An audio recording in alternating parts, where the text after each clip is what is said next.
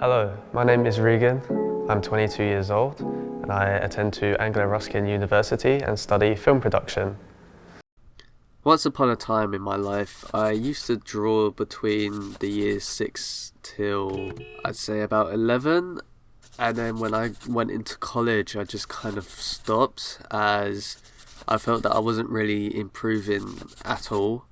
And I never went back into it really. There was moments where I would be incredibly bored and then maybe I'd draw something in my notes or something like that. But I never imagined of getting into painting at all. I never thought that would be a skill I could ever try and tackle, as it just looked way too difficult for me personally.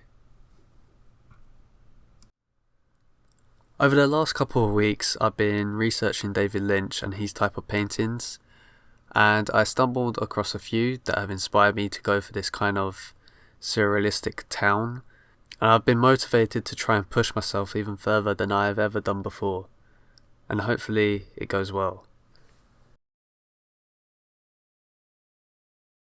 The biggest problem that I face when doing anything creative, I suppose, is just trying to be too perfect. Whatever I'm trying to do, it doesn't matter what it is, I just try and make sure it's the most perfect it can be. But unfortunately, that just gets in the way of me actually continuing to doing anything. I lose a part of myself every time I drop something that I used to really enjoy. The Bob Ross Challenge was an idea I came up with for a live TV show. And it kind of really introduced me into the idea of how nice painting actually is. It doesn't have to be amazing or anything, but even with Bob Ross's videos, he just shows you that it doesn't have to be perfect. You'll end up getting there eventually if you do think the painting's perfect. But also this challenge just brought me a lot closer to everyone else as well, because I felt like I didn't really feel as close to everyone as I thought, but then I felt really good afterwards. I suppose painting helps me just clear my mind in a way. I get a sense of clarity afterwards, as I can just jot down everything that's upsetting me or something I'm scared of. It works in the same way as opposed to like a journal that someone can keep and just write how they're feeling.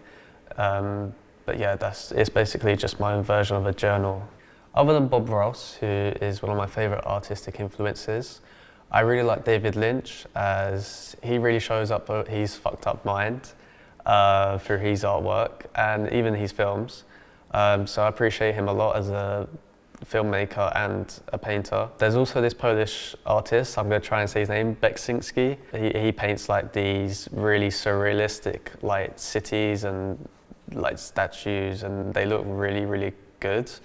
I want to try and get to that level, but it's going to take a very long time, I reckon. Okay, so I've painted basically the base of everything. So far, I'm not a fan of it. It's a real mess, but this is it so far. It's not great so far. I've nearly had a fucking breakdown over it, but I'm just gonna see if I can try and salvage something out of it by the end of it. Wish me luck.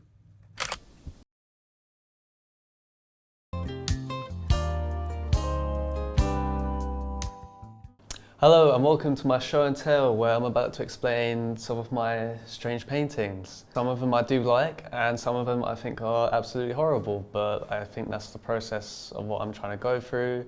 Just go through the absolute worst ones and gradually, hopefully, get better and paint something like that. So this is my first ever technical painting. I believe it was called Golden Glow, and I was copying off of the Bob Ross, so this was for the challenge. From far away it looks okay, but the closer you get it's a bit of a smudgy mess. This painting, I feel like from what I get from it, is some sort of like debating with like two evils. This is probably around the time where I was just trying to figure out what I was actually doing and who I wanted to be. I think I did this when I was going through a bit of a dip again in my life, and I wasn't feeling too good about myself, and I felt like I was just going to continue falling and falling and falling. And the eyes just represent that people are always looking at me, and that's like one of my biggest fears, is having like loads of eyes on me. And that's especially what I get from home when in London, because there's so many people and so many eyes and whatnot. And I think it's become an occurrence in some of my paintings where there's a lot of eyes involved. So maybe that's something deep inside me where I think that's one of my fears, which is a weird fear, to be honest. This painting, I actually have a name for it. It's called House of Balloons, and I think this is kind of set in a club. Now you might not see that, but there's like some hands here just going up. It could even be trying to grab the balloons, but I say it's in like a club setting because everyone's kind of in a really good mood. But for me, when I go clubbing, it's a horrific experience, as it's very loud and it's probably one of the worst places I can ever be in, personally, which is quite sad since I don't find clubbing that fun. But yeah, this one's quite nice.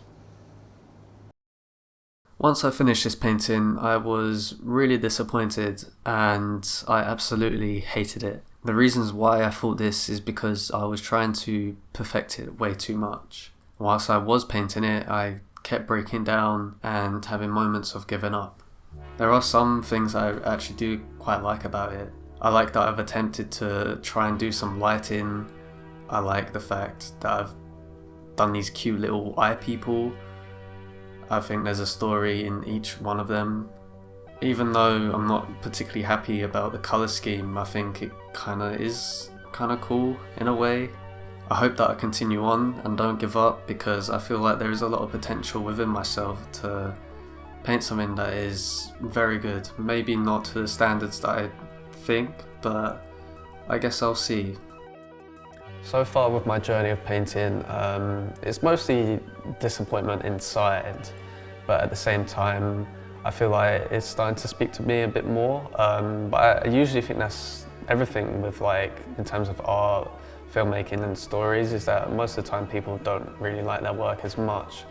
However, I'm just going to keep going until I'm somewhat satisfied, I would say. But at the moment, I know I have a lot of work to do.